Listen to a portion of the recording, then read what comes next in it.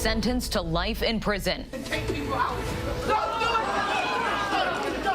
Tonight, we have the explosive moment in a New York courtroom when the relative of a gunned-down victim in Buffalo went lunging after the shooter. The judge's final verdict and the emotional words from the victims' families up ahead. Plus, we're in East Palestine, Ohio, where a community is angry and asking questions about their safety and security following that train derailment last week and the massive fire that's left toxic chemicals hanging in the air, leaving residents concerned over their own drinking water. The Ohio governor joins us, and the Israelis say they want to speed up this process. There are 800 homes in just this area of East Jerusalem alone which don't have the right permits. So this could just be the beginning. We go to Israel and the West Bank and hear from families on both sides of the Israeli-Palestinian divide and drill down on the latest cycle of violence and protests in the region. Good evening, everyone. I'm Mona Kosar-Abdi in for Lindsay Davis. Thanks so much for streaming with us. We are following all that and more, including the student-led protests in Michigan following the mass shooting there Monday, how survivors are remembering the victims and making demands. Plus, the moment a Black Hawk helicopter crashed on an Alabama highway. And we remember the celebrated life of Hollywood legend Raquel Welch. Our correspondents are fanned out around the world covering those stories and much more for us tonight. But we do begin tonight with that dramatic scene in a Buffalo courtroom where the man who killed 10 Black Americans in a racist attack at a neighborhood supermarket last May was sentenced to life in prison without any chance of parole. Before that sentencing, some of the families of his victims confronted him, expressing their pain and anger. And one grieving family member could not contain their outrage, rushing forward and lunging at the gunman seated at the defense table before he was pulled away. The judge telling the convicted shooter he deserved, quote, no mercy. So we begin tonight with ABC's senior investigative reporter Aaron Katursky in Buffalo.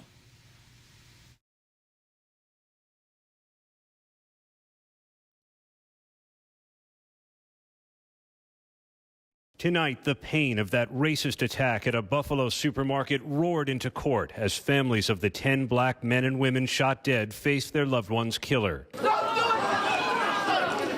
A spectator lunging at Peyton Gendron, deputies rushing him out of the courtroom. His sentencing hearing paused until order was restored. I understand the anger, but we cannot have that in the courtroom. The dramatic interruption coming as the sister of 72-year-old victim Catherine Massey pointedly addressed the shooter. Cat didn't hurt anybody. None ain't family did. You gonna come to our city and decide you don't like black people. Man, you don't know a damn thing about black people. We're human. 9 months after Gendron opened fire at the Tops supermarket in a well-planned attack, the emotional wounds are still raw for Wayne Jones, remembering his 65-year-old mother, Celestine Cheney. While I was writing this, tears fell from my eyes. Thinking about what a beautiful person you took. And with Gendron watching passively in an orange jumpsuit, the widow of top security guard, 55-year-old Aaron Salter, who was hailed a hero for facing down the shooter, explaining why she wore red and black. Red for the blood that he shed for his family and for his community. And black because we are still grieving. I'm very sorry. Afterward, the shooter briefly apologizing. I did a terrible thing that day. I shot and killed people because they were black. But relatives and prosecutors doubting his sincerity. I firmly do not believe that that was from his heart. With Gendron pleading guilty to domestic terrorism motivated by hate, the judge sentenced him to the mandatory life in prison with no chance at parole. There is no place for you or your ignorant, hateful, and evil ideologies in a civilized society. There can be no mercy for you, no understanding, no second chances. And Aaron Katursky joins us now. Aaron, just so painful and unimaginable what these families have been through. In terms of legal proceedings, though, what do you think is next? Well, Peyton Gendron faces federal hate crimes charges, Mona, so these families could have another chance at a sentencing hearing in federal court. The Justice Department is deciding whether to pursue the death penalty. The families are also working with the city of Buffalo now to try and establish a permanent memorial to their loved ones. Mona? Aaron, thank you so much. Students at Michigan State University are channeling their grief following a deadly shooting on campus, rallying on the steps of the state capitol after the gunman killed 3 of their classmates and left 5 in critical condition. Many students calling for change. All of them are trying to understand yet another mass shooting at an American school. ABC's Alex Perez reports from Michigan. Tonight, calls for gun reform in Michigan's capital. Students staging a sit-in there today, calling for change. How many will die before it is enough? 5 students still in critical condition as the university mourns the deaths of junior Ariel Diamond Anderson, sophomore Brian Frazier, and junior Alexandria Werner, whose high school paid tribute to her overnight. She was kind and positive and empathetic. Police say Anthony McCrae had no known connections to the university when he unleashed a rampage Monday night, later turning the gun on himself. His motive still a mystery. These 3 students and friends, among the many across campus who ran in horror to safety. Oh my God. Some hiding in classrooms. I've had the fear of a school shooting in my mind since I think 6th grade when Newtown happened. The anxiety all too familiar for the Watson family. Their son Aiden injured at the Oxford High School shooting in 2021. Their older son Caleb on campus during the terror this week. In 14 months, 2 times this household has been impacted by a major shooting, and that's 2 more than ever should have occurred. And Mona, authorities today began the process of allowing students to retrieve their belongings left behind in the panic to get to safety. You can see thousands of people behind me here for a vigil. This is one of many vigils being held this week to honor those who were killed. Mona? Alex Perez, thank you. And let's bring in Chief Justice Correspondent Pierre Thomas. The shooting at Michigan State, Pierre, is just the latest being reported on, but it is unfortunately part of a bigger American problem. Now, you've been tracking the gun violence problem for us here at ABC News. A new report by the Secret Service about mass shootings was just released. Can you tell us what it revealed? There are some disturbing patterns. A lot of these people who have gone on these shooting sprees have exhibited behavior prior to the attacks that was noticed by family members, classmates, or coworkers. Aggressive behavior to the point where those family members, coworkers, and classmates were concerned for their own safety. So that is a major issue. Missed signals, people coming forward with information about those they may care about, people they may work with, to tell law enforcement or mental health officials in a way that intervention might take place. The other thing that struck me about the report is that it lays out that in a third of the cases that they looked at, the shooters should not have been allowed to have weapons. Namely, they were prohibited for having the weapons for felony convictions, convictions for domestic violence, being adjudicated as mentally ill. So in a number of cases, we find that these shooters should not even have had a gun in the first place. Pierre Thomas, thank you so much for your analysis. Next night to Ohio, where the questions about the air and water quality are mounting after that train derailment 12 days ago and the controlled burn that may have put a toxic cloud of chemicals into the air. The EPA administrator will visit East Palestine tomorrow. The Ohio EPA says the water is safe to drink, but is still urging some residents to use bottled water. And tonight, officials there are hosting a town hall for frustrated residents. Let's bring in Alex Perez on the ground in Ohio. Alex, you spoke with the governor a short time ago, and we'll have that conversation in a moment. But first, you've been on the ground talking with residents who are letting their frustrations be heard tonight. What are some of the things that they are most frustrated about? Well, Mona, I think right now they feel like there is mixed messaging from a lot of the state officials with regards to the quality of the water and whether or not they should drink it. We heard yesterday from the director of health for the state that he urged residents to consider using bottled water here. Meanwhile, we've heard from the EPA that the water is safe to drink. The governor giving some clarity on that in our conversation earlier. Take a listen. Governor Mike Dewine, I want to thank you for joining us this evening. But first, I want to dive in on a statement that your office released earlier today. You said that there is no detection of contaminants in raw water from the 5 wells that feed into East Palestine's municipal water system. The Ohio EPA is confident that the municipal water is safe to drink. Are you confident enough, sir, that you yourself would drink it? Absolutely. If I was there right now, I would drink it. Look, the experts told us, they said, look, it's it would be a long shot if there's any problem with this water, because these are deep wells that feed people, that feed the municipal water supply there. But we said, look, we got to test them anyway. And so we did test them. We tested all 5 of the wells, and they all came back as good. Now, people who have their own private well, we're suggesting, sometimes those are a lot more shallow, we're suggesting that they not drink that water until they've had it tested. And so we will test free, come in and test their water. And so that process is now going on. One of the things that we've heard from residents here is a feeling that there's mixed messaging. So certainly, the EPA said that the water is safe to drink here. Heard from health director yesterday who recommended that if you could, residents should consider buying bottled water. Are you saying that's off? Yeah, that's off. If you have tap water, if you have water in the village, you can drink that water. That water has been tested.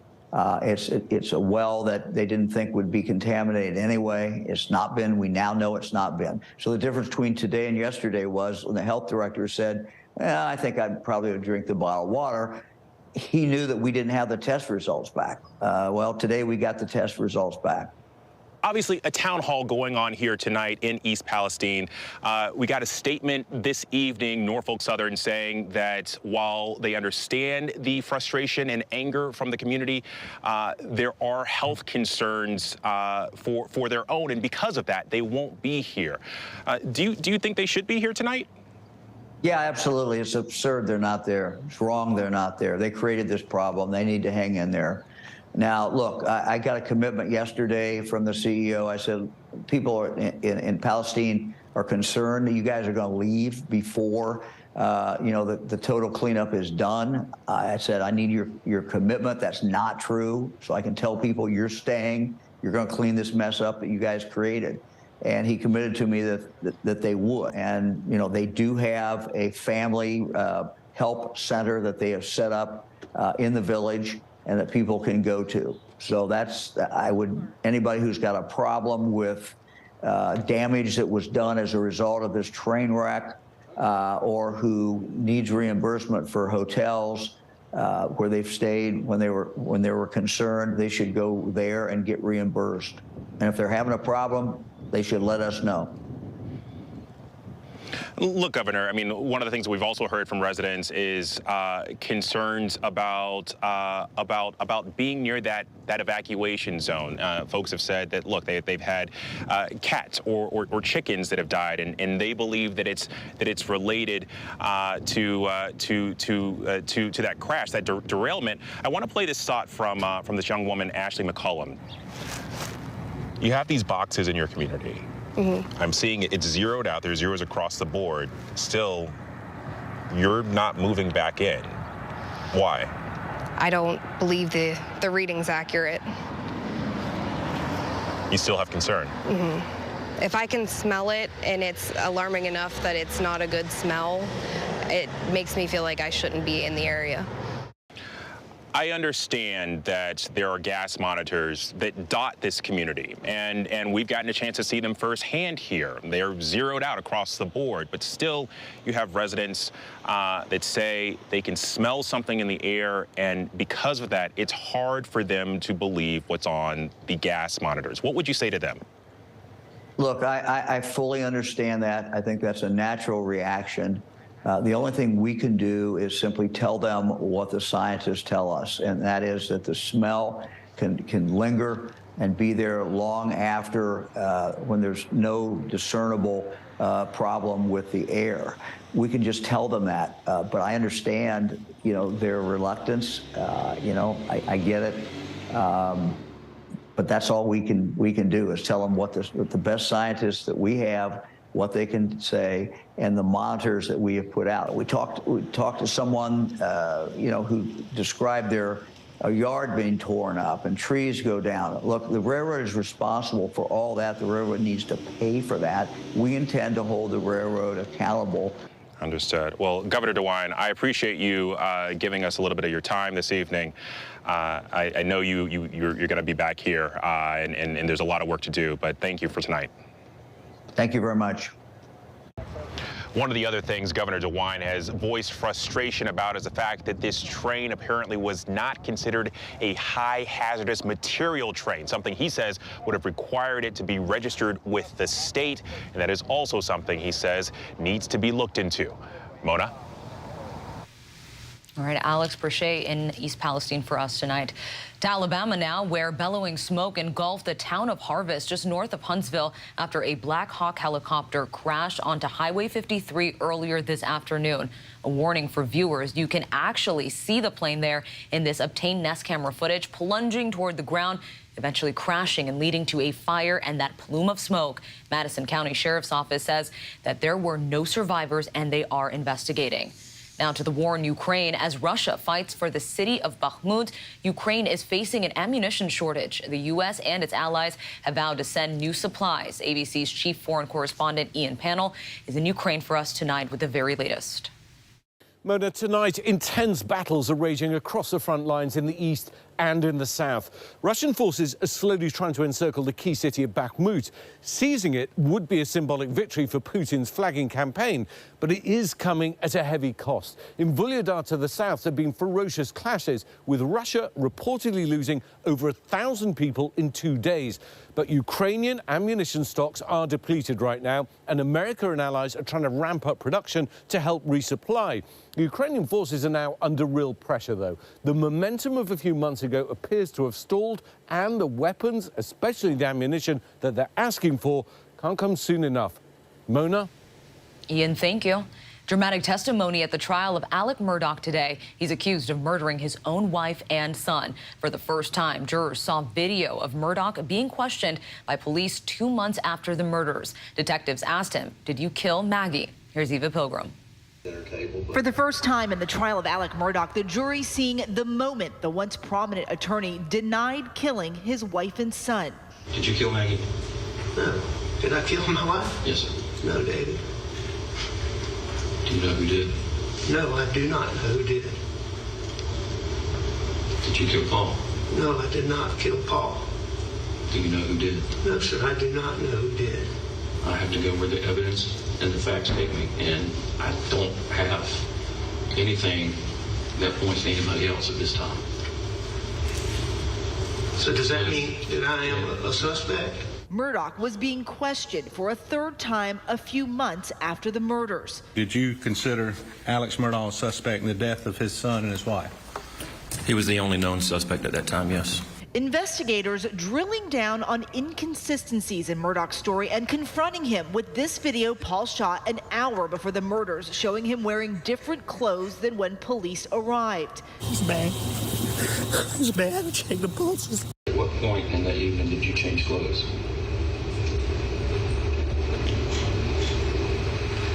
I'm not sure. It would have been... Before dinner or after dinner? No, it would have been...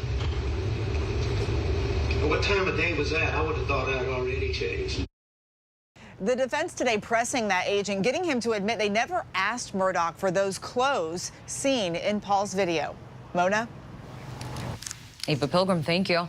Turning now to St. Louis, where a woman went viral after being caught on camera harassing a Latino family and allegedly breaking into their home.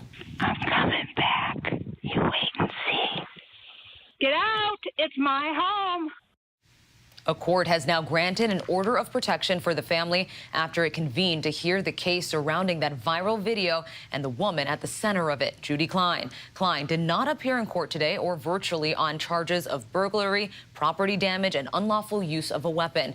The order prevents Klein from coming within 300 feet of the family's residence, car, or workplace. Fatima Suarez said Klein had stolen mail from her family and she had yelled racist insults into the family's Ring camera for more than a year. The Suarez family, who are of Mexican descent, uploaded footage from a recent incident last month to TikTok where Klein hurled remarks, "You're not American, get off my property." According to court records, Klein has no previous criminal charges against her. It's official. I am running for president of the United States of America. At a high-energy rally in Charlotte, South Carolina, Republican Nikki Haley kicked off her 2024 presidential campaign. She's calling for generational change and for mandatory mental competency tests for all candidates over 75. Yeah, that would include her one-time former boss, President Donald Trump. Senior congressional correspondent Rachel Scott reports from Charleston. Nikki Haley. Tonight, former South Carolina Governor Nikki Haley becoming the first Republican candidate to take on Donald Trump, launching her campaign with veiled swipes at her former boss. America is not past our prime. It's just that our politicians are past theirs. We're ready to move past the stale ideas and faded names of the past. Haley, who served as Trump's ambassador to the United Nations, says it's now time for a new generation to lead, even suggesting this. And mandatory mental competency tests for politicians over 75 years old. Trump is 76. President Biden, 80. Haley is the first major candidate for the Republican nomination who is a woman of color. She insists that under Biden, a self-loathing has swept the country. Every day we're told America is flawed, rotten, and full of hate. Joe and Kamala even say America's racist. Nothing could be further from the truth. And Rachel Scott joins us from Charleston. Rachel, former President Trump's campaign is firing back at Nikki Haley tonight? Yeah, exactly, Mona. Donald Trump's campaign put out a very long statement accusing Nikki Haley of being weak on immigration, soft on the border, pointing out that she once said that she would support Trump in 2024, and now, of course, she is running against him. Mona. All right, Rachel Scott, thank you. Hollywood has lost an icon today. Model and actor Raquel Welch has died following a brief illness.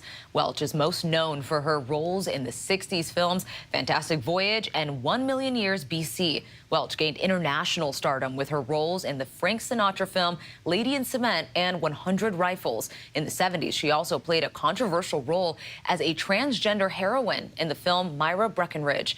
She made countless cameos in television later in her career, which spanned over 5 decades. She was 82. We have still much more to get to. Coming up, the adult now facing charges after police say a 6-year-old boy brought a loaded gun onto a school bus. But next, as a far right-wing government proposes reforms, some fear that could drastically change Israel's democracy and policies. Long and the short of it, no more two-state solution. Correct. But that was, you knew that. We were against the two-state solution from the get-go. We've always been against it. We've always said that it's one of the stupidest ideas that anybody's ever come up with. America's #1 news, ABC News. Most watched, most trusted, and streaming live to you anytime, anywhere, and free. This is ABC News Live, America's #1 streaming news, free to you 24/7. Watch America's #1 news whenever you want it, wherever you are, anytime. ABC News Live, streaming live and free on all platforms. With so much happening these days, it's hard to keep up. Things change hour by hour, minute by minute. The historic weather that's now unfolding. The worries on Wall Street. We're bringing you the Right Now. Been a nationwide teacher shortage. The Right Now look at the day ahead. An alert this morning for dog owners and the key takeaways from the biggest stories. World News Now and America This Morning, America's #1 early morning news. Today does feel a little different. Early mornings on ABC News Live. You could still feel the murder in the house. Very rarely do you see a scene that gruesome. Why would you murder two innocent people? Two innocent women. What would possibly be a motive? Could the murder somehow be tied to interest in the occult? We have an extremely psychotic killer. He was a predator. I was terrified. Now Friday night. The most bizarre twist yet. The new 2020 that seemed unsolvable until... She's about to break the case. Friday night on ABC. He may not look like central casting for a movie star hero, but what he did and how he risked it all to save hundreds of lives from terror are what heroes are made of. Really? That guy? What's the life and death truth behind what he did? Truth and Lies, The Informant. Listen now wherever you get your podcasts. Reporting from the earthquake in Turkey, I'm David Muir. Wherever the story, we'll take you there. You're streaming ABC News Live. In tonight's Prime Focus, tensions are rising between Israelis and Palestinians after a series of raids and attacks, all coming on the heels of the return to power of Israeli Prime Minister Benjamin Netanyahu, now backed by a far right-wing government. That's driven tens of thousands of Israeli protesters to push back against proposed reforms to the judiciary that some fear could change the very nature of Israel's democracy. ABC's James Longman was recently on the ground in Israel and the West Bank, speaking to families on both sides of the Israeli-Palestinian divide, exploring what's driving the latest cycle of violence and protests.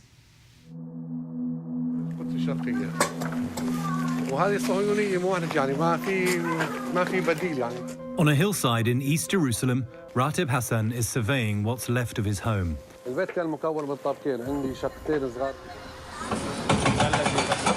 days earlier, Israeli bulldozers had demolished it.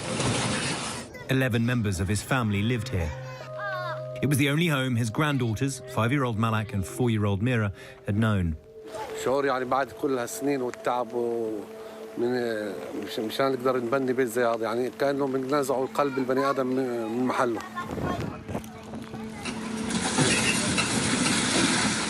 Ratev filmed the demolition. You can see Israeli security on site. So he's had his house demolished. He's been fined for having it in the first place, and he has to pay the costs for having it destroyed. And now he's living like this. التفاعل أكثر من الشعب الفلسطيني والحراك والعمليات اللي تكون أكثر ضد الاحتلال الصهيوني.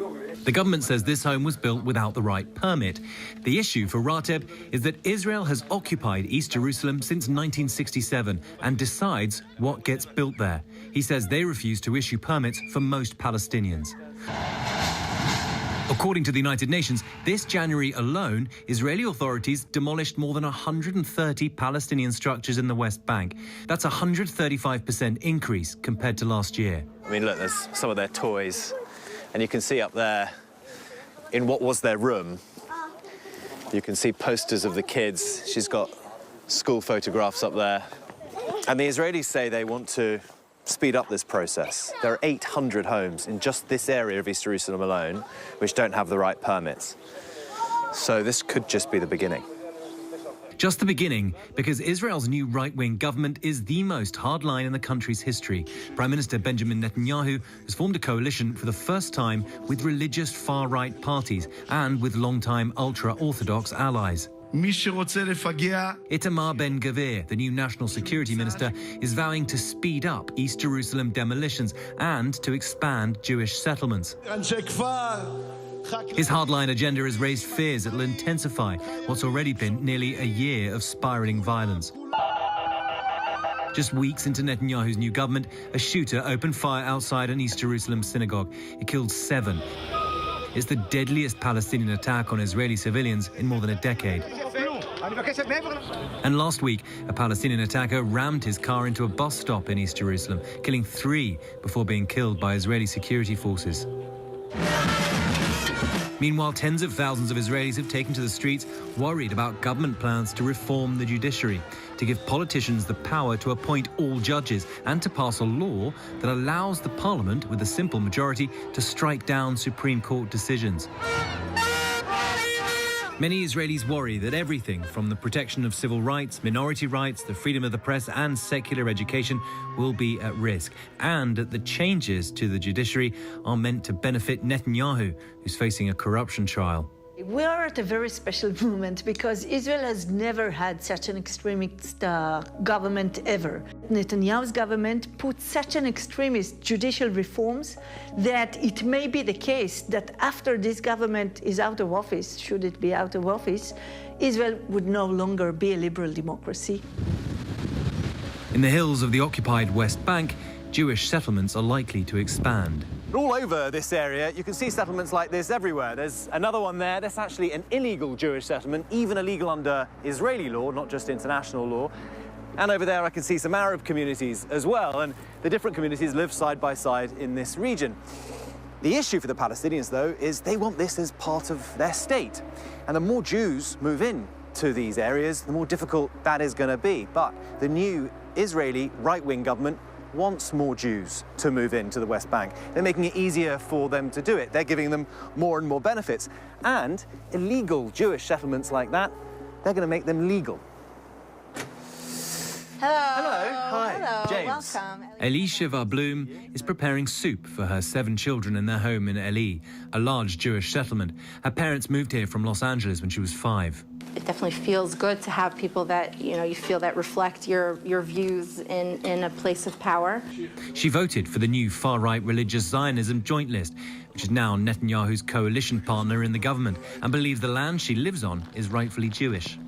I don't have to believe the same thing that you do. As long as we respect and we have dialogue, that's amazing. That's the perfect society. But it doesn't sound like the kind of thing that some of the ultranationalists have been saying these last few years. People are afraid of change. That's how, things were a certain way. People are afraid of change. I feel like let's give them a chance and wait and see. Do you think having more people move here brings peace closer? Yeah, for sure, 100%. With the Palestinians? Yeah. Elisha says she is helping to create what she calls a utopia. Your perspective is that your way of life is an example to Palestinians. I think that's the best option to continue to live together. Both sides have to humanize each other more. I guess there'll be people watching who'll say, for you to live in your utopia has meant that other people kind of have to live in hell. Not really. No. You don't believe that? No, not that I don't believe that. That's not factual either. And there are cranes up here. Yes. So you're building more? We're building more, yes. Eli's mayor shows me the plans for an expansion of this settlement. So you've got permission for another 1,000? Another 1,000, yes. So it's double the size of Eli. Yes. Elisha and Mayor Eli Melech don't believe there's a link between acts of violence by Palestinians and the new government, or that they're living on land Palestinians have been promised as their future state. Over 500,000 Jews now live in the West Bank and East Jerusalem. And what about the Palestinian leadership? Mahmoud Abbas has been president for 18 years, but he's now deeply unpopular on the street. Oh, wow. And how do you feel about your leaders? فاشلة لأن لو عندنا قيادة ما كان حصل بينا الشيء هذا مو قيادة هذا بس أصم أو حماية لحكومة إسرائيل. So it feels like both leaders have forces within their parties that they can't control. Abu Mazen because he's been there too long, and Netanyahu because he needs them for his own political survival. The U.S. has a role to play here, and it's going to be tricky because the radicals in Netanyahu's government say we will not allow international interference. This is internal Israeli affairs. So we're going to see a clash. The radicals Gaal talks about are often from settler communities like those in Hebron, a Palestinian city which Jewish settlers have made one of the most volatile areas here. Yishai Fleischer is an advisor and spokesperson to Ben Gvir.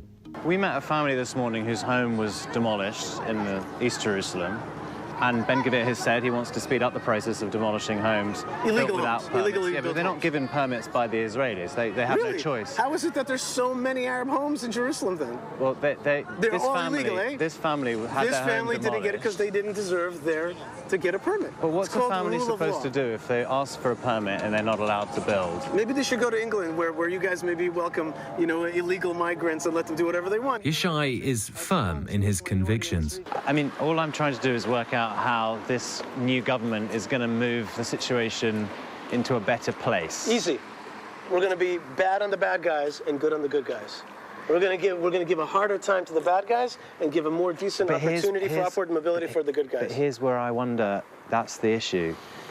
Israel is seen to treat everyone like they're a bad guy, and so then you just create more bad guys. That's maybe seems that way from London, but not from here. But ultimately, this is the view that now dominates Israel's new decision makers.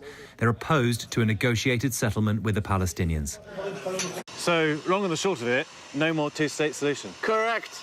But you knew that. We were against the two-state solution from the get-go. We've always been against it. We've always said that it's one of the stupidest ideas that anybody's ever come up with. This is a defining moment, not just for Israel's conflict with the Palestinians, but for democracy itself in Israel. אפשר להגיע להסכם. Israeli President Isaac Herzog even issued a nationwide address to a country deeply divided. כולנו מרגישים שאנחנו נמצאים רגע לפני התנגשות, ואפילו התנגשות אלימה. In it, an appeal to Netanyahu to delay his plans to overhaul the judicial system and instead seek a compromise with his political opponents. And with such radical change in such a combustible place, we are going out to the streets to say no. No for dictatorship and for democracy. Some worry it may mean yet more violence and even more protests.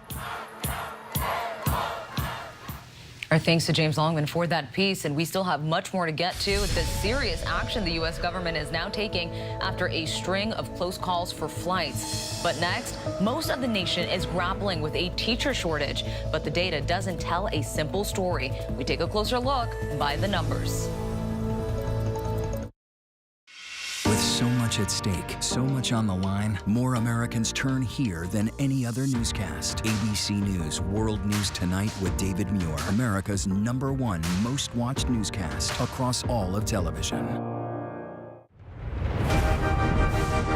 This is where I belong. This is home. Real dirt in the sunlight again.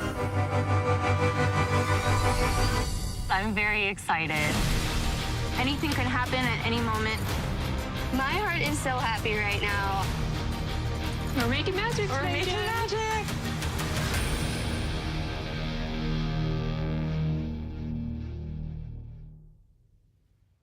From America's #1 news comes the all-new ABC News app. Breaking news, incredible video, faster, smarter, and customizable to your interests. If you love being in the know, you're gonna love this. Experience the all-new ABC News app. Download it now. This is where the newsmakers come first in the morning to be heard. America's #1 morning show. How would your mom feel about your relationship with your brother now? I can't imagine what it feels like to go from $20 billion to $100,000. Yeah. Are you worried about going to jail? You write that you had low-grade depression. How'd you get out of that? Wherever the story, ABC's Good Morning America is right there. Zoo! 200! Oh, 200. 200 episodes of Dr. Pol. Music to my ears. It's been 10 years, and I'm still having fun. That rocks. He's got the moves that make your animals groove. Now we do the dance of joy. Yay! He's like the Justin Bieber of the Headlining the hottest barns. Shout out! It's a show you won't want to miss. I'm not going to be here forever. Maybe. The Incredible Dr. Pol. New episodes Saturdays at 9 on Nat Geo Wild. This is ABC News Live Prime. Hey there, I'm Lindsay Davis. Thanks so much for streaming with us. Live reporting, breaking news, exclusives, award-winning, powerful, eye-opening. How lucky are we? ABC News Live Prime with Lindsay Davis. All new, streaming weeknights. With so much at stake in our world right now, we wanted to thank you for your trust and for making ABC News America's #1 news. And thank you for making ABC News Live America's #1 streaming news. Reporting from Monterey Park, California, I'm Robin Roberts. Wherever the story is, we're going to take you there. You're streaming ABC News Live. Welcome back. Much of the country is dealing with a teacher shortage, according to a new ABC News analysis. But the data isn't so simple. Let's take a look by the numbers. More than 75% of U.S. states are experiencing a teacher shortage, following challenges exacerbated by 3 years of the COVID-19 pandemic. That's according to a survey by ABC News of education departments in all 50 states, plus Washington, D.C., Puerto Rico, and the Virgin Islands. 41 out of the 53 surveyed reported ongoing teacher shortages, including subject matter vacancies in areas like physical and special education and in STEM classes. A Government Accountability Office report from last summer found that public education lost about 7% of its total teaching population between 2019 and 2021, or some 233,000 teachers in total. ABC News found that teachers are leaving due to obstacles like strict time demands, student behavioral issues, and lack of support.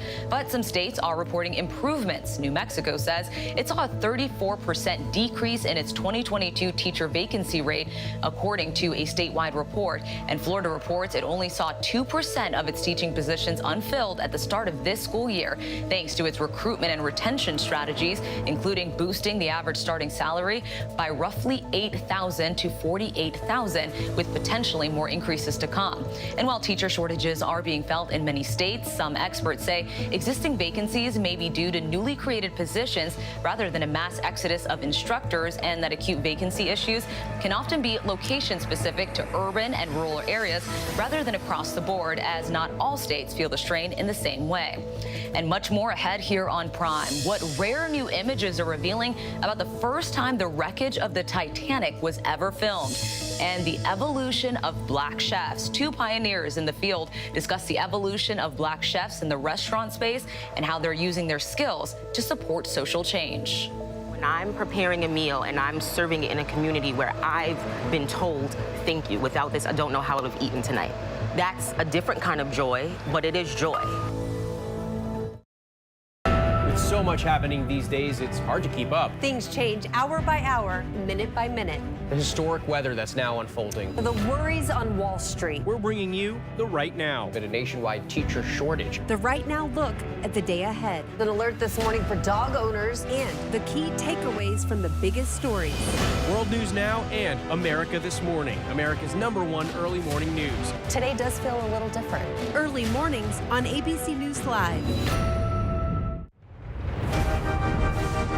This is where I belong. This is home. Real dirt in the sunlight again. I'm very excited. Anything could happen at any moment. My heart is so happy right now. We're making magic. We're making magic.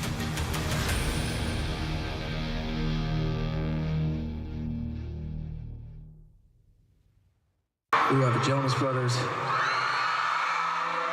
I don't think they had any idea what was in store for them. Let's go! You know, normal day, waiting for international rock stars to enter the car. Here they come. Let's do it. It's the last chance to back out, guys. It's cool if I tell Joe, like, hey, verse 1. He's gonna be cool. 24 hours with the Jonas Brothers. Enjoy the ride. This is Impact by Nightline, now streaming on Hulu. Get ready, America, every Friday. The hottest trends, styles, and must-have. What's the right stuff to buy right now? I really love that. It's time to buy the right stuff. Yes! And save big time, too. The right stuff. Fridays on GMA. You're gonna love it. What are the secrets that most people don't know? Let me see your ID card. Wait. This is a world you will have to live in. There's no going back.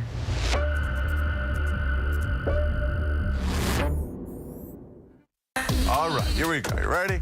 Let's do it. Yes, it's the show America wants and America needs right now. This is What Would You Do? Let's go. How are you? Hug you. Yes. So what will you be watching Saturdays on ABC News Live? What would you do? Hey, I guess I just found out. The What Would You Do Marathon, 2 to 6 Eastern, every Saturday on ABC News Live. My favorite show. From America's #1 news comes the all-new ABC News app. Breaking news, incredible video, faster, smarter, and customizable to your interests. If you love being in the know, you're gonna love this. Experience the all-new ABC News app. Download it now.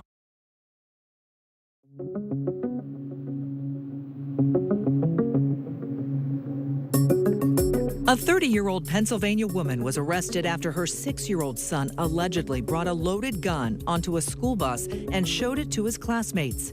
Jasmine Devlin was charged with child endangerment and reckless endangerment for the February 9th incident. The Montgomery County District Attorney's Office said the boy took the handgun from his mother's dresser the night before, played with it with his 10-year-old brother, then stuffed it into his backpack.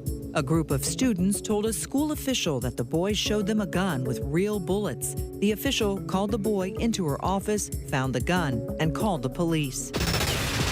Multiple sources tell ABC the Justice Department's informed lawyers representing witnesses that it will not bring charges against Republican Representative Matt Gaetz following a multiple-year sex trafficking probe. He was accused of having sex with a woman who at the time was 17 years old. Gaetz repeatedly denied the allegations. The decision comes weeks after Gaetz's former close friend, Joel Greenberg, was sentenced to 11 years in prison after pleading guilty to crimes including sex trafficking of a minor. Sources told ABC News that Greenberg had agreed to cooperate in the federal probe against Gaetz.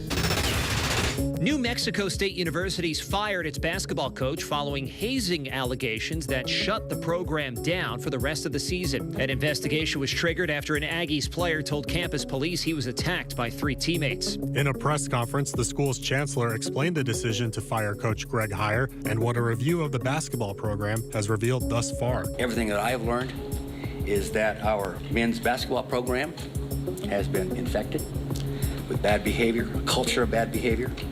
There have been some egregious violations of our student code of conduct, and there have been essentially other despicable acts.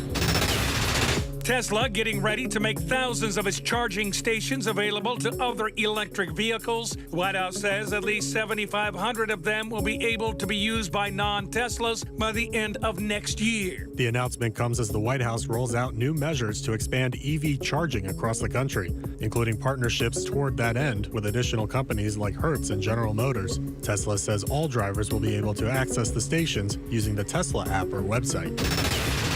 The earliest, most complete Hebrew Bible ever discovered is slated to go to auction soon, where it's expected to break records. The Codex Sassoon dates back to the 9th or 10th centuries and includes all 24 books of the Hebrew Bible, missing only 12 leaves, and predates the earliest entirely complete Hebrew Bible by nearly a century. Though the Codex Sassoon has been largely out of public view, it is coming to auction at Sotheby's in May with an estimate value of between $30 to $50 million. Sotheby's says the Bible could become the most valuable historical document ever sold at auction. A Missouri judge overturned the conviction of a man serving a life sentence for a crime he has said he did not commit. Lamar Johnson served nearly 28 years of a life sentence before the decision. Johnson, 50 years old, had been convicted in the October 1994 killing of Marcus Boyd, but always maintained he was with his girlfriend at the time. St. Louis Circuit Attorney Kim Gardner filed a motion in August seeking Johnson's release after an investigation with the Innocence Project. Following the judge's decision, Johnson hugged others in the courtroom and eventually processed out, after which he officially walked free. And we turn now to the FAA launching a safety review of the nation's aviation system after a string of recent close calls on the runways. The latest happened in Honolulu when a United passenger jet crossed the runway where a Cessna was landing. The acting head of the FAA was on Capitol Hill today, insisting the system is safe, but saying it can absolutely be better. Here's ABC's Gio Benitez. Tonight, the NTSB and FAA revealing another alarming near miss in Honolulu, just as the acting head of the FAA appeared before a Senate panel. A United jet told by air traffic control to stop on a taxiway, instead crossing the runway as a Cessna plane was landing in mid-January. The fourth major close call in the last 3 months, including at JFK, when a Delta plane nearly collided with an American Airlines flight that was on the wrong runway. Delta 1943, cancel takeoff clearance. The FAA now launching a safety review team to investigate the series of near collisions. I formed the safety review team to examine the U.S.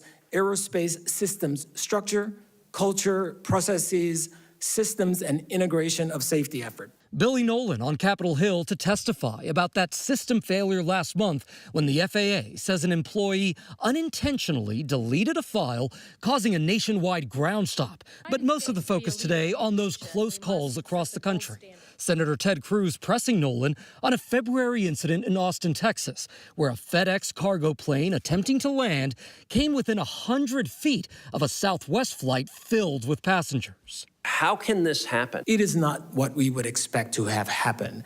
But when we think about the controls, how we train both our controllers and our pilots, the system works. And Gio Benitez joins me now. Gio, did the head of the FAA address how to prevent these kinds of problems in the future? Well, Mona, he did not detail exactly how to prevent those issues, and that's a big concern because we want to know exactly how to do that. But again, he insisted that the American aviation system is safe, but clearly it could absolutely be better, Mona. All right, Gio Benitez, thank you. Now to newly released video of the Titanic. More than 80 minutes of rare images showing the remains of the Titanic on the ocean floor, including the outside of the ship and some shots of the interior. The Titanic hit an iceberg on its trip from England to New York City in 1912. Over 1,500 people died when the ship sank. Just incredible images. And this month, ABC News Live and GMA3 are kicking off the series Culture Conversations. Tonight, we bring you a conversation between renowned chef and recipient of multiple James Beard Awards, Marcus Samuelsson, and founder of Timeless Catering, Chef Angie Kingston. Together, they discuss the evolution of Black chefs in the restaurant space and whose palates they are trying to attract. Byron Pitts has our conversation.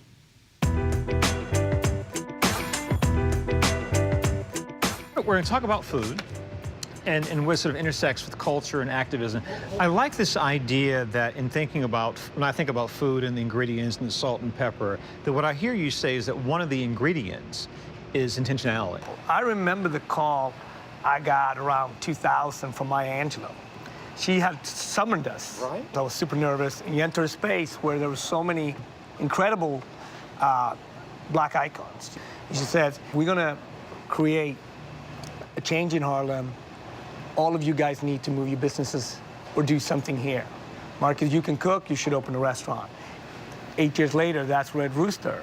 It reminds me of legendary stories about Pascal's Restaurant in Atlanta. Yes, There was a gathering place where all the Black leadership would safely gather and strategize and be intentional. How do you two know each other? When Red Rooster opened, the only department that was open was pastry. So I applied to work pastry. And one of the things actually that I vividly remember that shocked me a little was you were front and present. You were at the restaurant, you were on the line, and I had never been in a space where the owner of the restaurant was front and present.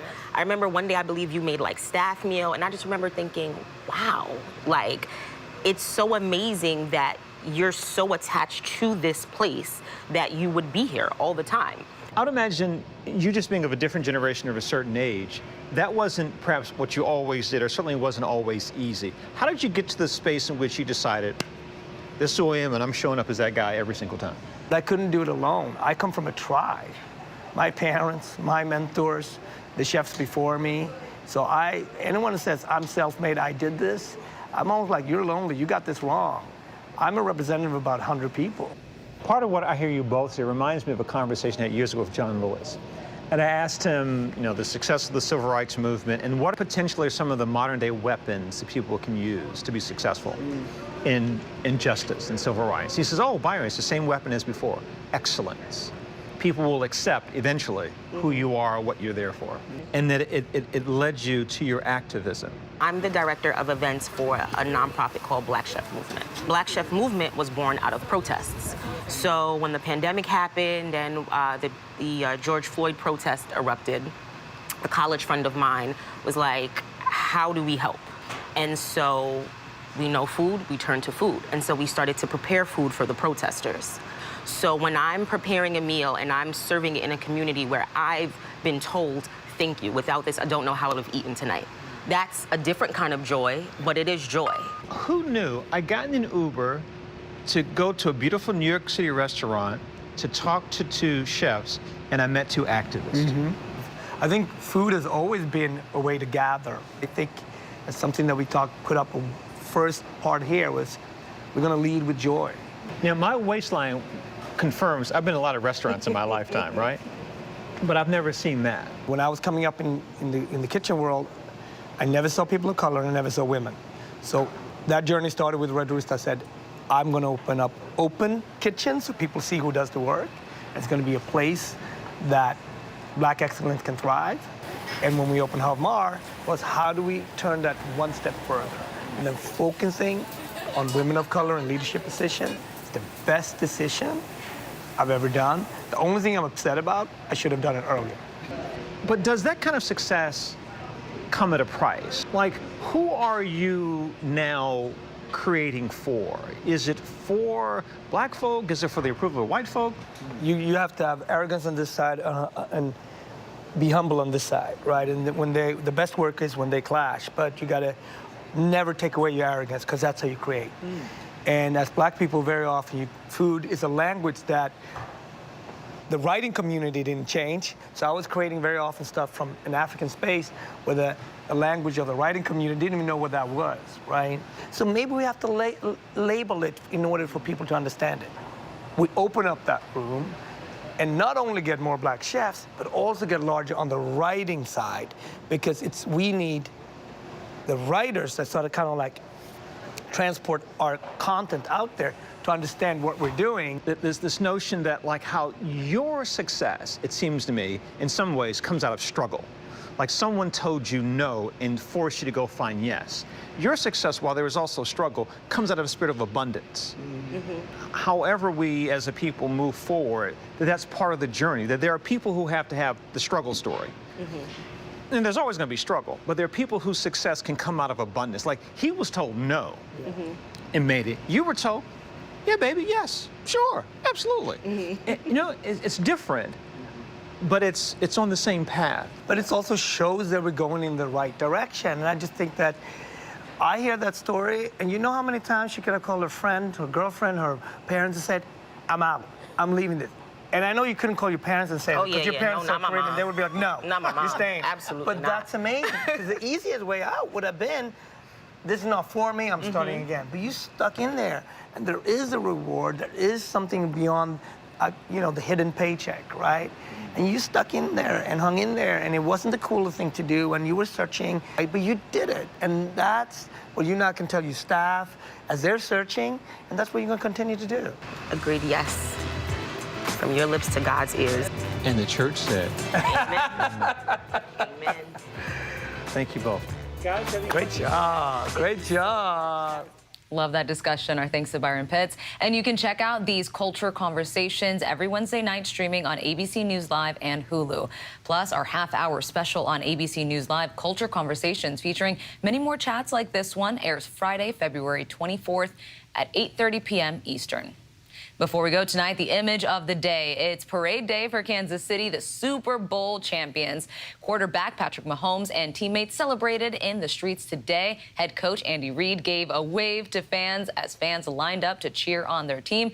Kansas City, of course, beat the Philadelphia Eagles on Sunday. Well, that's our show for this hour. I'm Mona Kosar Abdi. Stay tuned to ABC News Live for more context and analysis of the day's top stories. Thank you for streaming with us.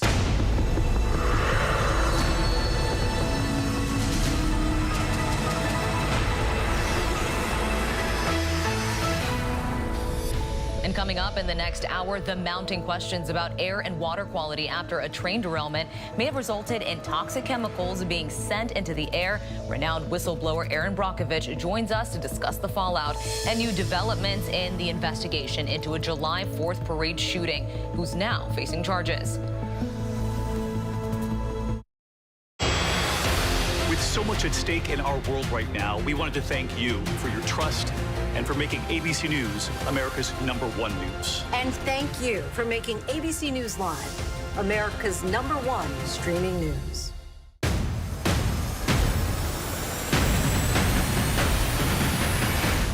After an extraordinary news-making year, thank you for making ABC's This Week America's #1 news and politics show on Sunday mornings. This is where the newsmakers come first in the morning to be heard. America's #1 morning show. How would your mom feel about your relationship with your brother now? I can't imagine what it feels like to go from $20 billion to $100,000. Yeah. Are you worried about going to jail? You write that you had low-grade depression. How'd you get out of that? Wherever the story, ABC's Good Morning America is right there. This is where I belong. This is home. Real dirt in the sunlight again. I'm very excited. Anything could happen at any moment. My heart is so happy right now. We're making magic. We're making magic.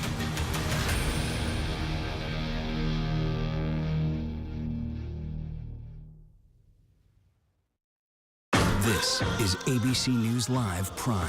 Hey there, I'm Lindsay Davis. Thanks so much for streaming with us. Live reporting, breaking news, exclusives, award-winning, powerful, eye-opening. How lucky are we? ABC News Live Prime with Lindsay Davis. All new, streaming weeknights. At Boston Logan Airport, I'm Gio Benitez. Wherever the story is, we'll take you there. You're streaming ABC News Live. I'm Mona Kosar Abdi in for Lindsay Davis. Thank you for streaming with us. We are monitoring several developments here at ABC News at this hour. In St. Louis, a woman went viral after being caught on camera harassing a Latino family and allegedly breaking into their home. I'm coming back. You wait and see. Get out! It's my home. A court has now granted an order of protection for the family after it convened to hear the case surrounding that viral video and the woman at the center of it, Judy Klein. Klein did not appear in court today or visually on charges of burglary, property damage, and unlawful use of a weapon. The order prevents Klein from coming within 300 feet of the family's residence, car, or workplace. Fatima Suarez said Klein had stolen mail from her family and that she had yelled racist insults into the family's Ring camera for more than a year. The Suarez family, who are of Mexican descent, uploaded the footage from a recent incident last month to TikTok where Klein hurled remarks, "You are not American, get off my property." According to court documents, Klein has no previous criminal charges against her. In Alabama, bellowing smoke engulfed the town of Harvest just north of Huntsville after a Black Hawk helicopter crashed onto Highway 53 earlier this afternoon. A warning for viewers. You can actually see the plane there in this obtained Nest camera footage plunging toward the ground, eventually crashing and leading to a fire and that plume of smoke. Madison County Sheriff's Office says that they are investigating. A U.S. official tells ABC News 2 people are dead. The Associated Press now reports that the father of the 4th of July Highland Park shooter that left 7 dead has now been indicted by an Illinois grand jury on the charge that he helped his son obtain the gun used in the attack. Separately, the Chicago Sun-Times is reporting that the man is set to be arraigned tomorrow.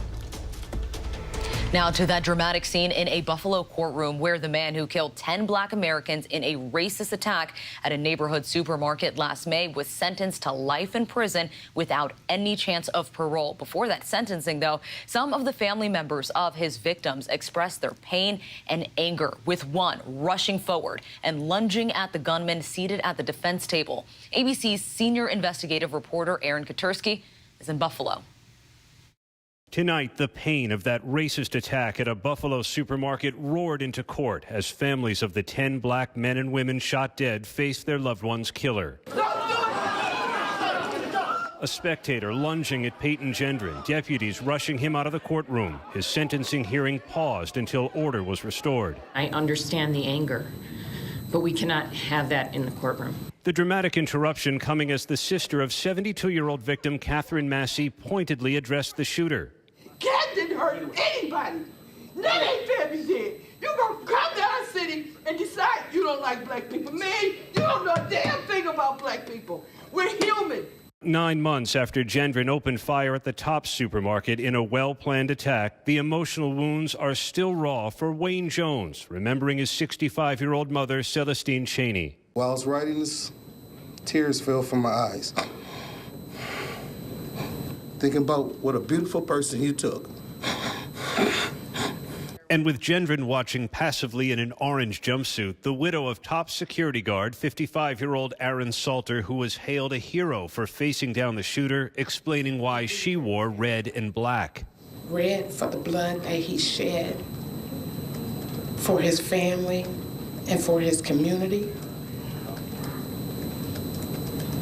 And black because we are still grieving. I'm very sorry. Afterward, the shooter briefly apologizing. I did a terrible thing that day. I shot and killed people because they were black. But relatives and prosecutors doubting his sincerity. I firmly do not believe that that was from his heart. With Gendron pleading guilty to domestic terrorism motivated by hate, the judge sentenced him to the mandatory life in prison with no chance at parole. There is no place for you or your ignorant, hateful, and evil ideologies in a civilized society. There can be no mercy for you, no understanding, no second chances. Our thanks to Aaron Katursky. Next tonight to Ohio, where the questions about the air and water quality are mounting after that train derailment 12 days ago and the controlled burn that may have put a toxic cloud of chemicals into the air. The EPA administrator will visit East Palestine tomorrow. The Ohio EPA says that the water is safe to drink, but is still urging some residents to use bottled water. And tonight, officials there are hosting a town hall for frustrated residents. For more now, let's bring in renowned whistleblower Erin Brockovich. Erin, thank you so much for joining us tonight. Thanks for having me. Of course. Now, as many may remember, I mean, how can we forget?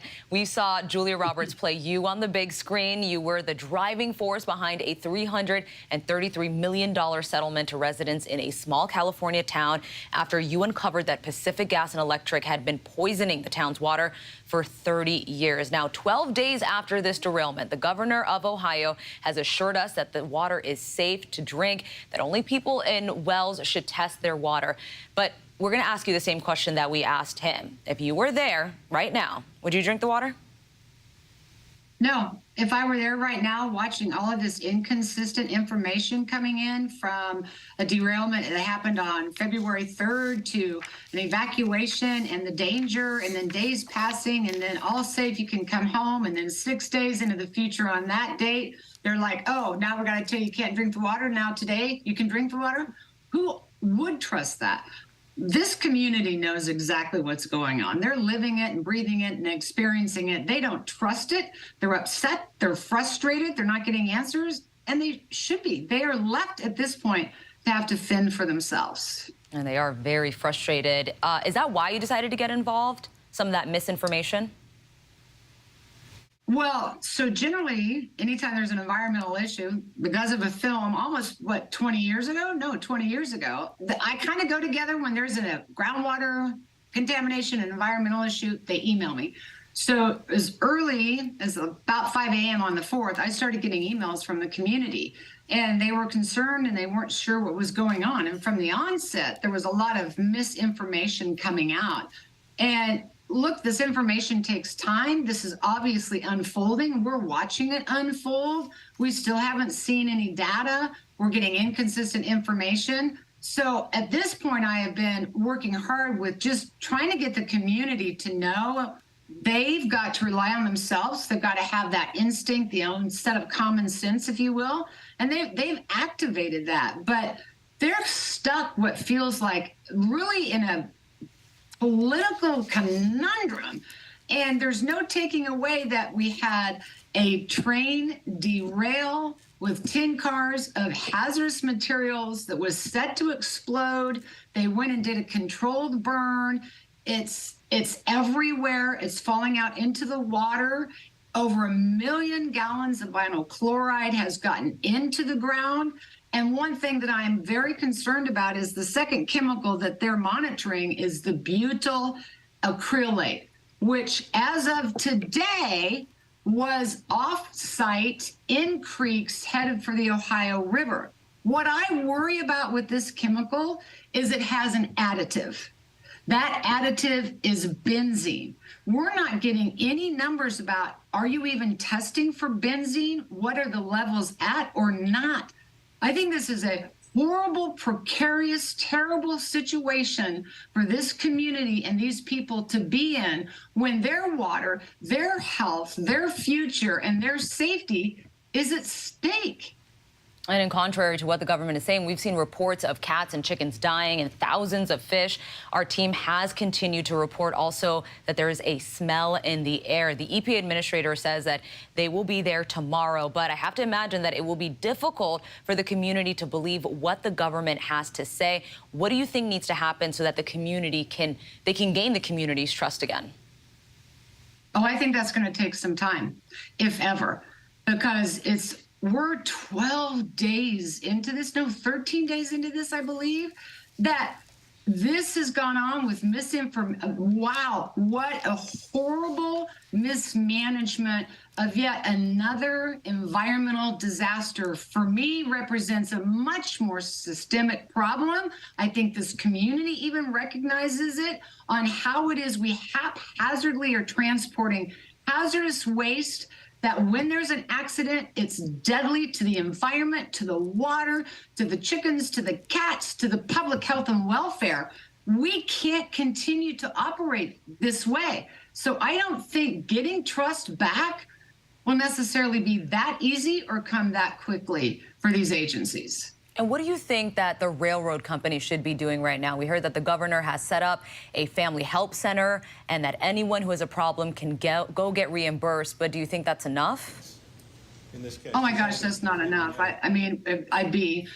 think we all know there's already been 4 lawsuits filed. I mean, they had a terrible train derailment carrying hazardous chemicals that leaves a lot unknown. I think that they know they have a lot of liability, and you know, you can go out there and do the best you can to make it right by the community. But I think that community at this point is really relying on the EPA and their leaders and their administrators to help keep them safe. And that's just turned into a very, very confusing situation. But Norfolk is the railroad. They knew what they were doing. They knew what their load was or wasn't. They knew they had hazmat, I believe, because of failures of infrastructure repairs and maintenance, et cetera. We're going to have to take a long, hard look at our rail system so we don't continue to have these problems and these types of crashes are on the rise. But I think the community is more looking to their leaders, their administration, and want to believe that the EPA is going to get them the information of whether they're safe or not. Those residents demanding answers tonight. Erin Brockovich, thank you so much for your time and insight. Thanks for having me. And students at Michigan State University are grappling with their grief following a deadly shooting on campus. Many students are calling for change, rallying on the steps of the state capitol after the gunman killed 3 of their classmates and left 5 in critical condition. All of them are trying to understand how yet another mass shooting has happened at an American school. ABC's Alex Perez reports from Michigan. Tonight, calls for gun reform in Michigan's capital. Students staging a sit-in there today, calling for change. How many will die before it is enough? 5 students still in critical condition as the university mourns the deaths of junior Ariel Diamond Anderson, sophomore Brian Frazier, and junior Alexandria Werner, whose high school paid tribute to her overnight. She was kind and positive and empathetic. Police say Anthony McRae had no known connections to the university when he unleashed a rampage Monday night, later turning the gun on himself, his motive still a mystery. These 3 students and friends among the many across campus who ran in horror to safety. Oh my God. Some hiding in classrooms. I've had the fear of a school shooting in my mind since, I think, 6th grade when Newtown happened. The anxiety all too familiar for the Watson family. Their son Aiden injured at the Oxford High School shooting in 2021. Their older son Caleb on campus during the terror this week. In 14 months, 2 times this household has been impacted by a major shooting, and that's 2 more than ever should have occurred. Alex Perez, thank you. And let's bring in Chief Justice Correspondent Pierre Thomas. The shooting at Michigan State, Pierre, is just the latest being reported on, but it is unfortunately part of a bigger American problem. Now, you've been tracking the gun violence problem for us here at ABC News. A new report by the Secret Service about mass shootings was just released. Can you tell us what it revealed? There are some disturbing patterns. A lot of these people who have gone on these shooting sprees have exhibited behavior prior to the attacks that was noticed by family members, classmates, or coworkers. Aggressive behavior to the point where those family members, coworkers, and classmates were concerned for their own safety. So that is a major issue. Missed signals, people coming forward with information about those they may care about, people they may work with, to tell law enforcement or mental health officials in a way that intervention might take place. The other thing that struck me about the report is that it lays out that in a third of the cases that they looked at, the shooters should not have been allowed to have weapons. Namely, they were prohibited for having the weapons for felony convictions, convictions for domestic violence, being adjudicated as mentally ill. So in a number of cases, we find that these shooters should not even have had a gun in the first place. Pierre Thomas, thank you so much for your analysis. Rescue and recovery efforts in Turkey and Syria continue days after the tragic earthquake. This as we continue to learn the incredible lengths that survivors went to in order to stay alive as others face the cruel task of burying their loved ones. ABC's James Longman has this report.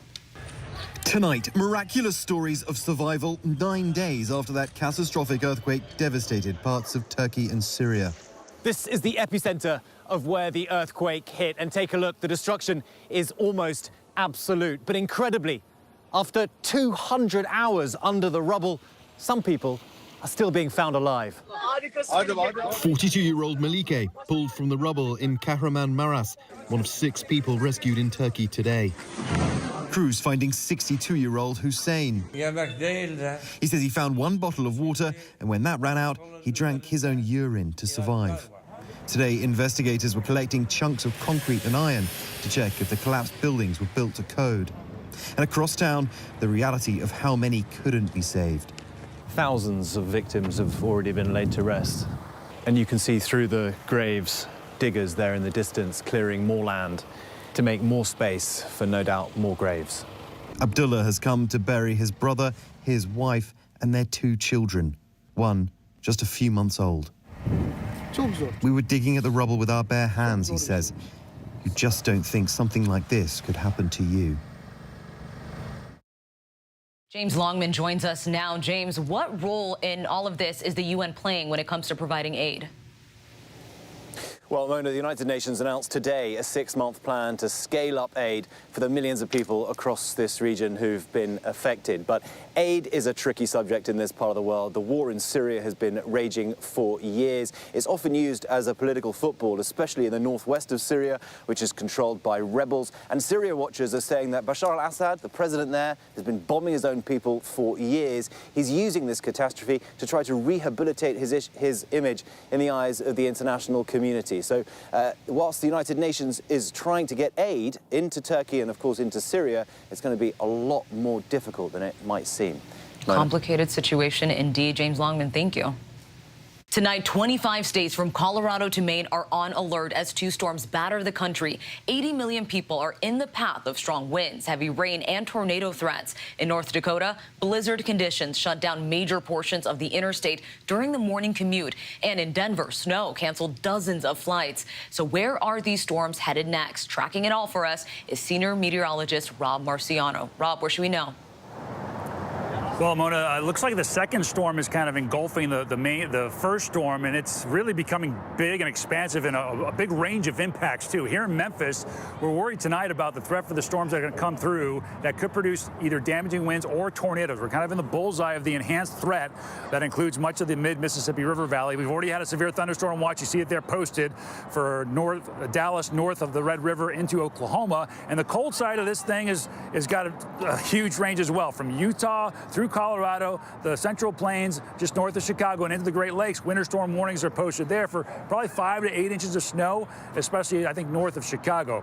This is all kind of evolving right now, both the snow side and the storm side. They'll bubble up tonight. The severe storms will come across Little Rock and Memphis and Jackson during the early morning hours, and then kind of get reinvigorated during the day in Mississippi and Alabama, and even up through Tennessee and across the Ohio River Valley. Look at this swath of enhanced risk. Tornadoes more likely across the south, but storms with damaging winds in places like Louisville and Cincinnati throughout the afternoon and through tomorrow night. So it looks like the next 36 hours are going to be, could be very rough, especially here across the Mid-South. Mona? All right, Rob Marciano, thank you. And tonight, tributes are pouring in for a Hollywood icon. Raquel Welch's career spanned more than 50 years in movies, TV, and on stage. Our Wade Johnson has a look at her legacy.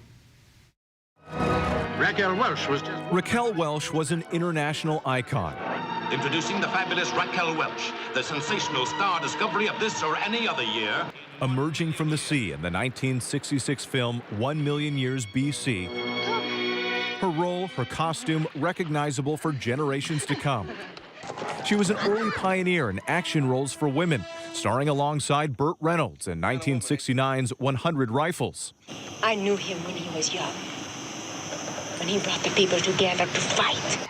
Winning a Best Actress Golden Globe Award for 1973's Three Musketeers. Can I tell you? Can I trust you? Born in Chicago in 1940, American actress Raquel Welch. Her career spanning 50 years. Joining Bob Hope in Vietnam, performing for American troops. Tonight, we learn Raquel Welch died at her home in Los Angeles at 82 years old following a brief illness. She is survived by her son and daughter. And this evening, Welch, early in her career before her breakout role, on the importance of being prepared when opportunity comes. Even though it depends a lot on luck, when the opportunity does arise, you have to be prepared for it. If you have the background and the training and the ability, then you could take advantage of it. If you don't, then it just goes by and forget about it. You've lost it. A storied career indeed. Our thanks to Whit. And still much more to get to coming up. The deadly aftermath of a bus crash that left dozens dead where it was headed when it fell off a cliff. But next, growing up in the 80s, marriage and coming to terms with aging, comedian Nate Bargatze tells us how he tackles it all with humor in his new comedy special.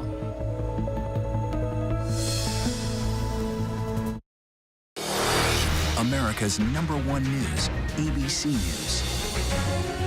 Most watched, most trusted, and streaming live to you anytime, anywhere, and free. This is ABC News Live, America's #1 streaming news, free to you 24/7. Watch America's #1 news whenever you want it, wherever you are, anytime. ABC News Live, streaming live and free on all platforms. Bring them on. If only there was a place in the morning to start my day. With a smile, somewhere to help me get in the know. A place that's spectacular as well. Me. I think we might know a place, right, guys? Bring your friends. Oh, wait, there is. Good morning, America. GMA, 7A, every day. Boom. Boom. Boom. Good morning, Michael. Good morning, Robin. Good morning, America. How are you? Boom. Now that's how you start your day, people. All right, here we go. You ready? Let's do it. Yes, it's the show America wants and America needs right now. This is What Would You Do? Let's go. How are you? Yes. So what will you be watching Saturdays on ABC News Live? What would you do? Hey, I guess I just found out. The What Would You Do Marathon, 2 to 6 Eastern, every Saturday on ABC News Live. My favorite show. This is America's #1 streaming news, ABC News Live. Breaking news, exclusives, live reporting across the globe. ABC News Live, streaming free everywhere. What are the secrets that most people don't know? Let me see your ID card. Wait. This is a world you will have to live in. There's no going back.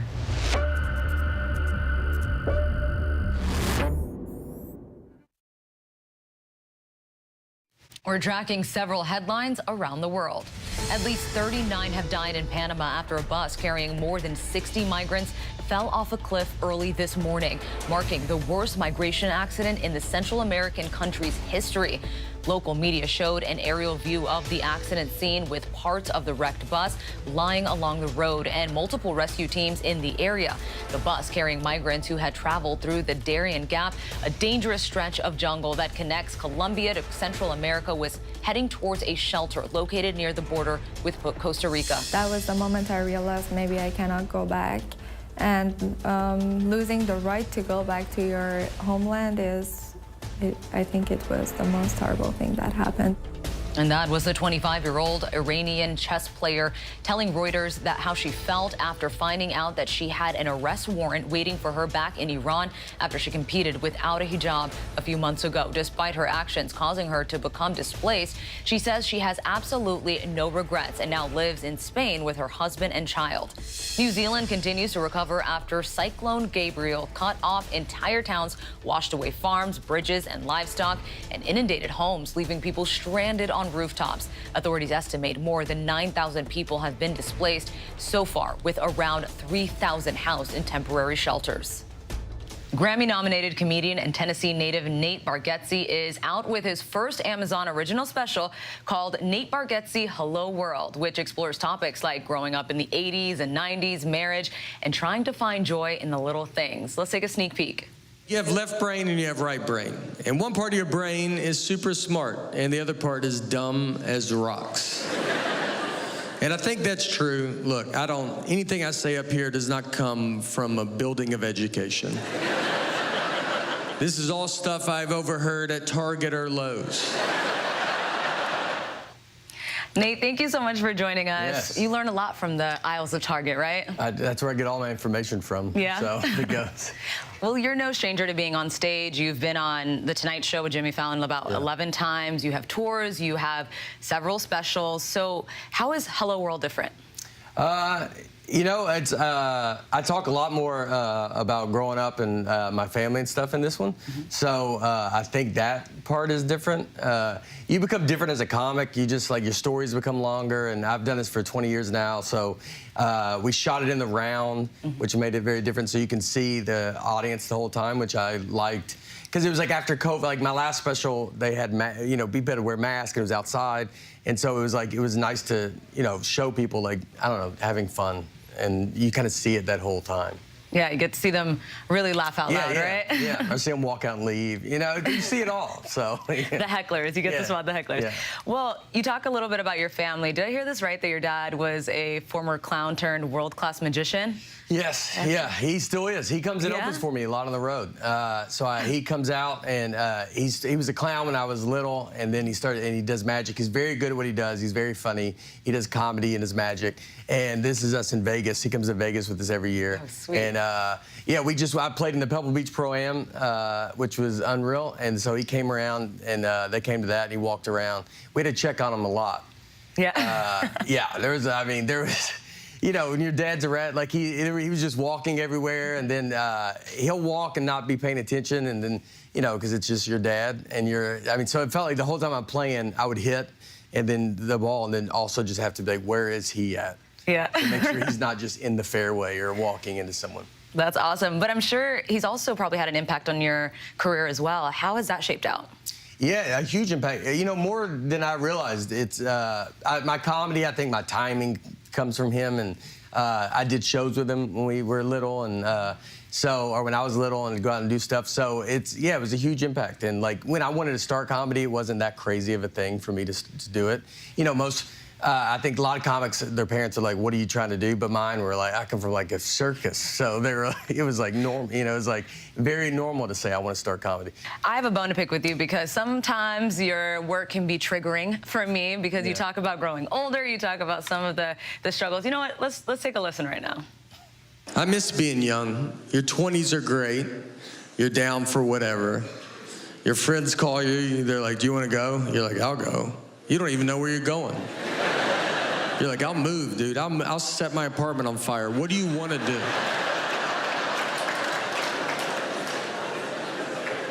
Your 30s come, and you're like, "Where are we going?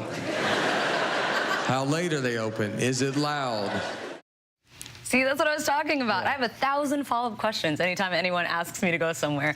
What kind of situation you be put in? Right. You don't know. Yeah, when you're younger, you don't care, and then the older you get, and then and I'm older than you. So it's wait, your 40s, you're just I don't know, dude. Everything you just can picture it. You imagine the situation that you're going to be in. There's going to be a lot of talking, like a party. Or if you go, loud bars are about done for me because you just realize like how loud you have to talk in it, and you're like, I don't have anything to say. I don't have the mental capacity right now. I just can't do it. So like, you're like, I'll just stay home. Yeah. I also want to talk about your weekly podcast because it's titled Nateland, and you talk about some pretty peculiar things, right? I think the title says you talk about meaningless issues like air, art, and mail. Why these topics? We're just trying to get a topic that's funny. Like, so I'm a big Seinfeld fan, and so Seinfeld is a show about nothing, and you're essentially trying to be that. And so there's so much stuff I don't know, and the other guys on the show with me don't know. So we just pick a topic and like talk about, like air or like water or the oceans, and we just look up some facts about it. But it's really just trying to make jokes, trying to be funny. Like everything's just, I'm trying to just be like a break from. I mean, you know, you're on the news of just everything. It's a lot. So I want that if you can come watch me, like it's like you can just, I don't know, just check out for a second. It's nothing serious, nothing like heavy, nothing, you know, just be super, super fun. Nice. At it, yeah. Well, Nate Bargatze, Hello World is now available to stream on Amazon Prime Video. It had me laughing out loud. And still to come, she chased her dream out of corporate America and into a vastly different field. The woman whose decision to leave the boardroom led to a new life as a Broadway icon.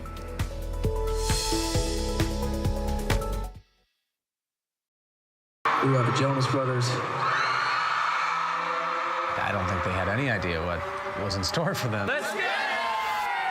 You know, normal day, waiting for international rock stars to enter the car. Here they come. Let's do it. Last chance to back out, guys. It's cool if I tell Joe, like, hey, verse 1. He's gonna be cool.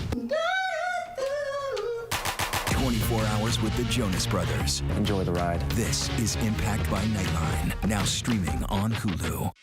With so much at stake, so much on the line, more Americans turn here than any other newscast. ABC News World News Tonight with David Muir, America's #1 most watched newscast across all of television.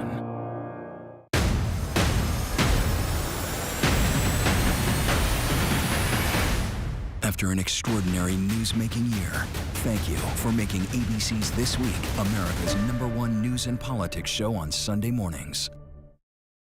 He may not look like central casting for a movie star hero, but what he did and how he risked it all to save hundreds of lives from terror are what heroes are made of. Really? That guy? What's the life and death truth behind what he did? Truth and Lies, The Informant. Listen now wherever you get your podcasts. Reporting from Memphis, I'm Stephanie Ramos. Wherever the story is, we'll take you there. You're streaming ABC News Live. We are often reminded that we have only one life to live, and tonight our Will Gans introduces us to a woman who fell back in love with life after stepping out of the boardroom and onto the stage. Standing center stage at her own sold-out Carnegie Hall show,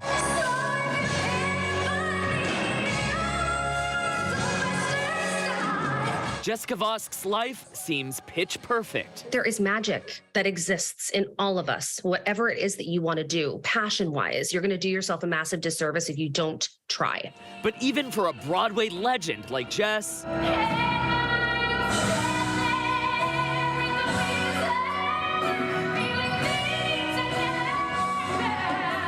that magic used to feel a million miles away.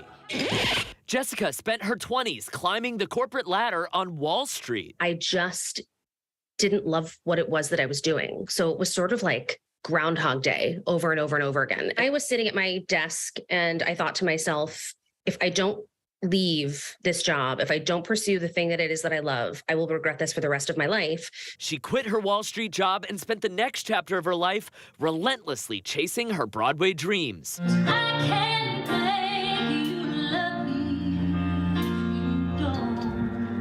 And as much as she may seem like an overnight success, to get there, that road is lonely and it's exhausting, and it is a complete hustle hearing no over and over and over again. So every day I was like, I should never have left that job. It wasn't all jazz hands and rainbows. Why, after hearing all of those no's, did you keep saying yes to yourself? There's that little kid inside of all of us that says, what about me? Or what about the thing that I've always wanted to do? You have to have faith in yourself.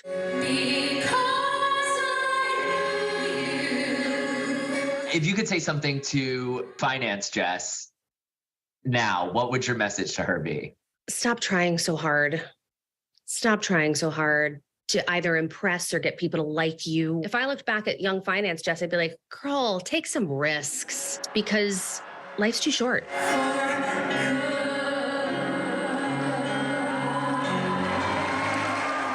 A far cry from her days in the cubicle on Wall Street, Jess is currently touring a solo show across the United States. And Mona, she tells me she's working on an album.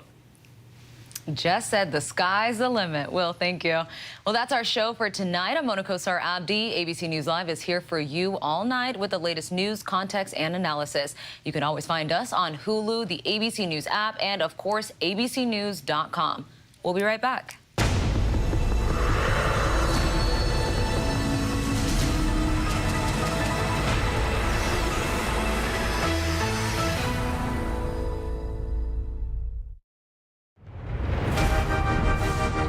This is where I